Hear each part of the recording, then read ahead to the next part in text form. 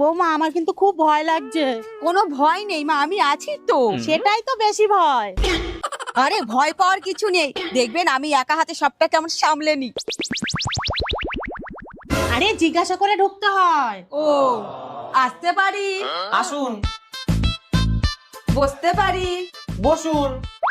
রাখতে পারি? রাখুন। পেনটা নিতে পারি?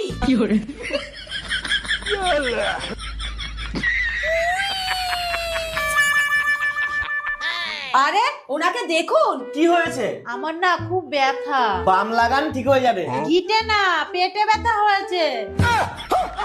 শুনুন, 1 গ্লাসে 3 মুটকি করে দেশি, যেটা খুব কড়া, আর হাফ গ্লাস করে জল দিনে 3 বার করে খাওয়ান, তাহলে দেখবেন ঠিক হয়ে যাবে। এ কি, কোনো ওষুধ দেবেন না? ওষুধ আমি কেন দেবো?